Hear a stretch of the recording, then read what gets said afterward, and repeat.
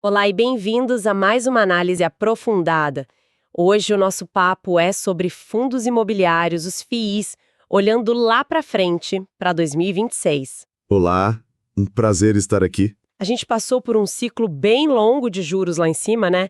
E agora o cenário virou. A Selic está caindo e a pergunta que não quer calar é: onde é que está a grande oportunidade? Exato. A festa vai ser nos fundos de tijolo que nossa apanharam tanto? Ou será que a renda dos fundos de papel ainda é a melhor aposta? Ou, sei lá, tem uma terceira via? Essa é a pergunta de R$ 1 milhão, né?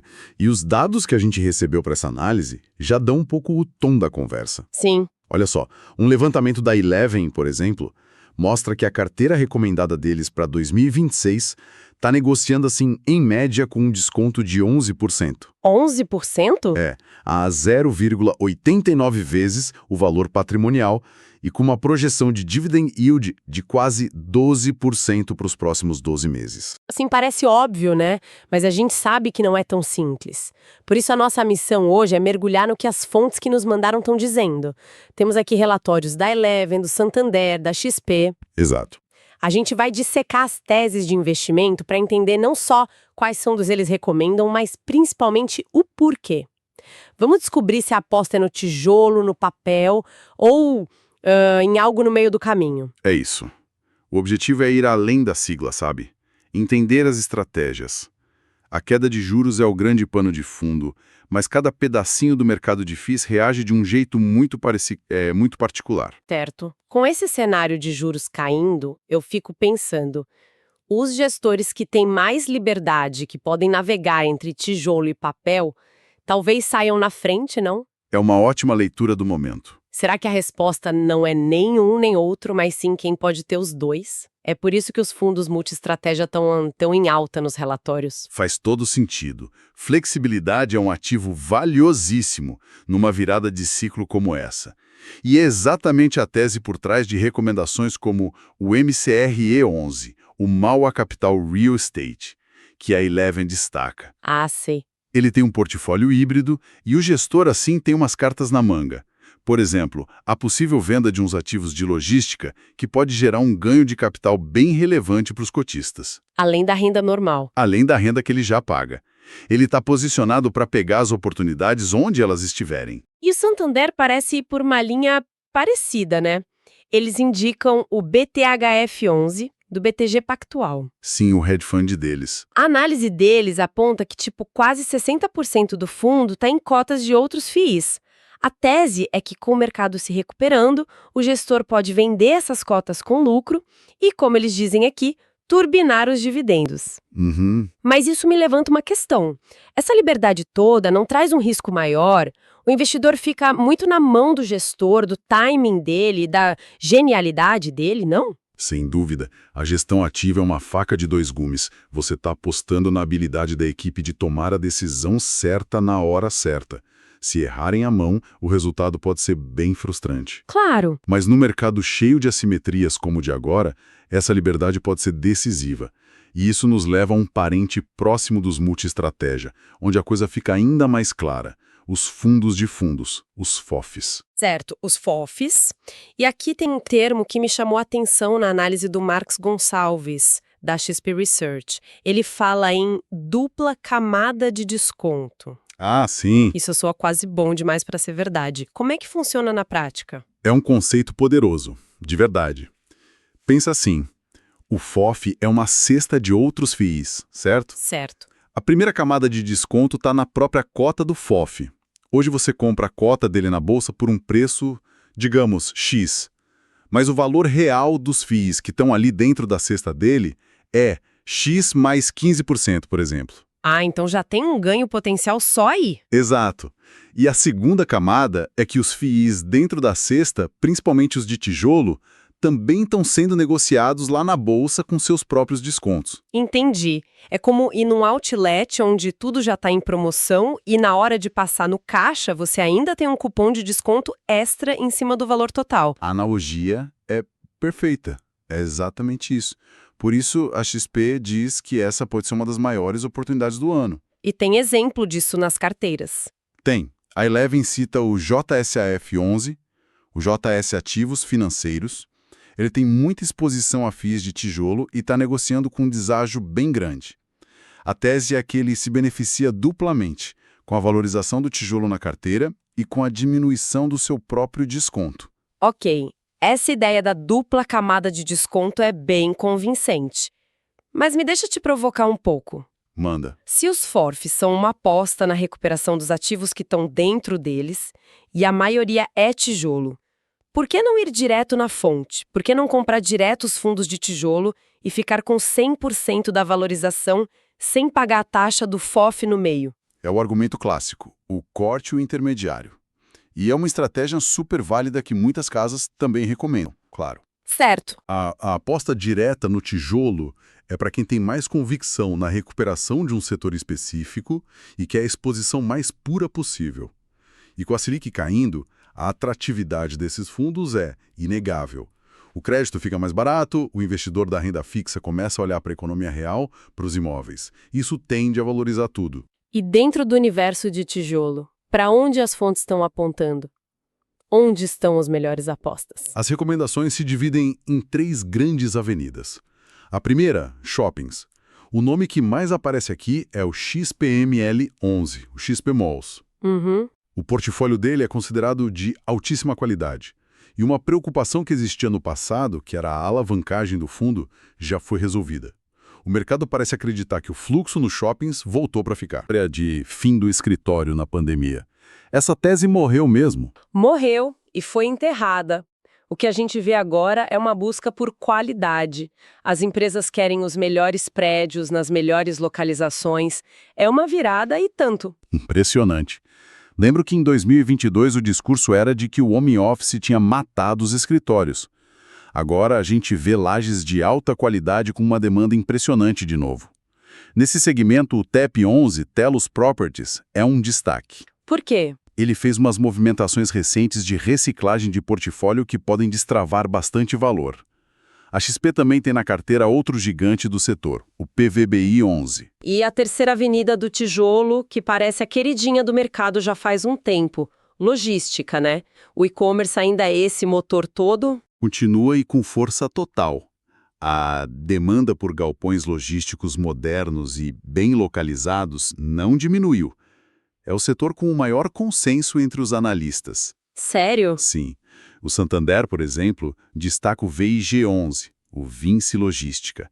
Eles não só levaram a ocupação para quase 100%, o que é incrível, Uau! mas também anunciaram a venda de 4 ativos que pode gerar um ganho de capital gigantesco. Gigantesco quanto? Porque ganho de capital às vezes é uma promessa meio vaga, né?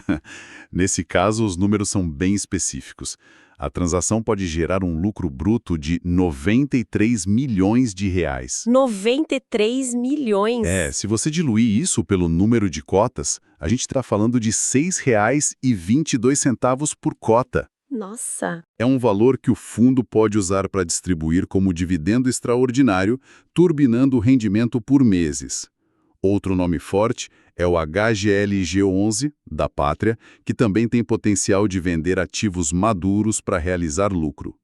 O consenso é tão forte que o relatório da XP cita vários outros, mas a tese é a mesma.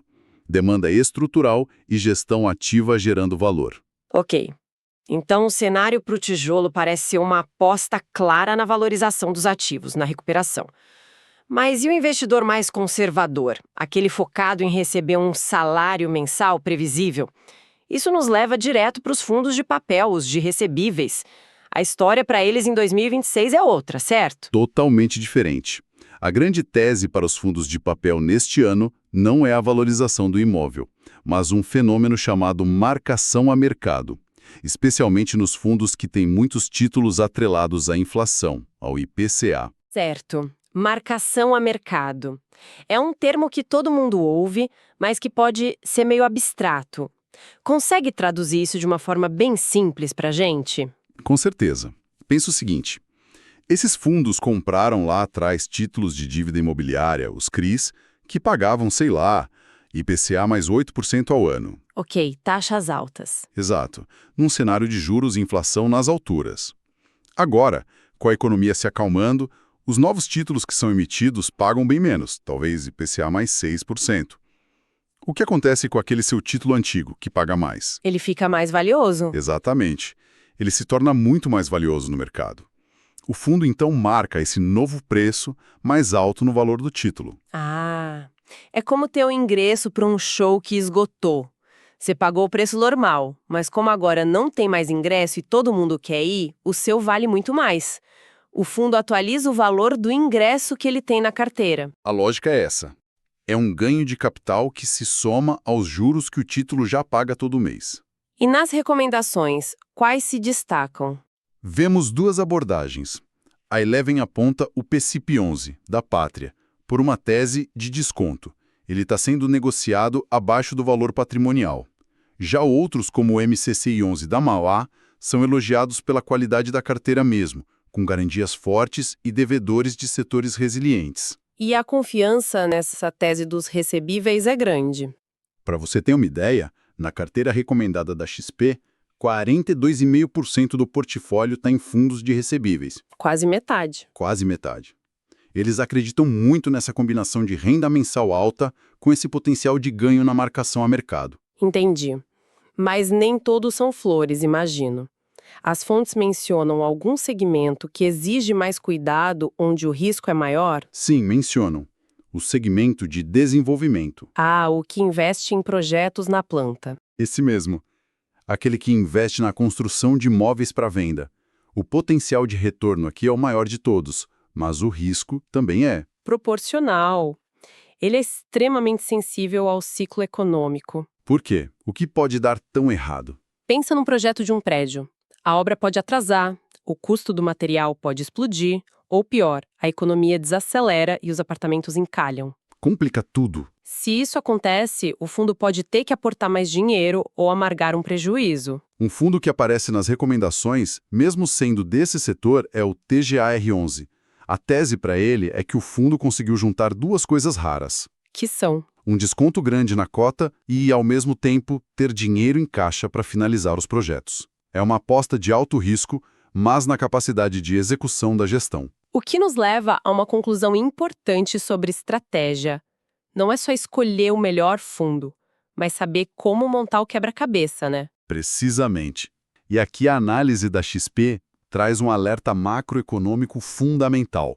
O ano de 2026 é ano eleitoral no Brasil. Verdade. E anos eleitorais, historicamente, trazem mais volatilidade. A recomendação-chave que ecoa em todas as fontes é não colocar todos os ovos na mesma cesta. É essencial ter uma carteira diversificada. Um pouco de cada coisa? Um pouco de tijolo, um pouco de papel, talvez um pouco de FOFs para capturar o melhor de cada mundo. E os números que as fontes trazem sobre os descontos atuais dão uma boa ideia de onde estão as oportunidades para montar essa carteira, imagino. Exato. Eles pintam um mapa do tesouro.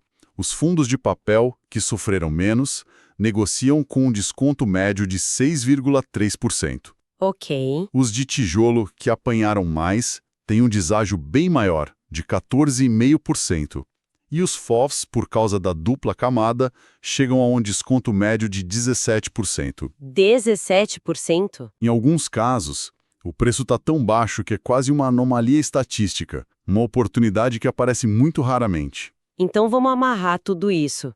Se a gente voltar para a nossa pergunta inicial, onde está a grande oportunidade em 2026, a resposta não é uma escolha simples entre tijolo e papel. De jeito nenhum. O cenário geral é de otimismo, mas um otimismo que exige estratégia. Exato. A tese é a seguinte: os fundos de tijolo, shoppings, escritórios e principalmente logística estão posicionadas para uma forte recuperação patrimonial, para a valorização da cota. Certo. Já os fundos de papel são aposta para quem busca renda mensal alta com o bônus do ganho da marcação a mercado.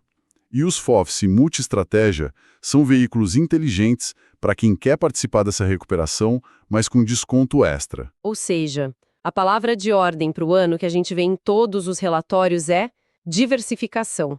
Montar uma carteira que capture um pouco de cada uma dessas teses parece ser o caminho mais prudente e promissor. Sem dúvida. E depois de olhar para tudo isso, todas essas recomendações, teses e segmentos, Fica uma pergunta para quem nos ouve. Uma pergunta que força a gente a ter um alto grau de convicção. E qual seria? Se fosse preciso escolher apenas um FII para manter na carteira durante todo o ano de 2026, sem poder vender, qual seria ele e por quê? Seria um de logística, apostando na força do e-commerce? Um de papel, pela segurança da renda? Ou talvez um FOF, pelo duplo desconto? É um exercício mental que obriga a gente a definir qual tese de investimento faz mais sentido para o nosso perfil. Fica aí a reflexão. E se ainda não está inscrito no canal, inscreva-se já, deixe o like e veja o vídeo recomendado no card acima.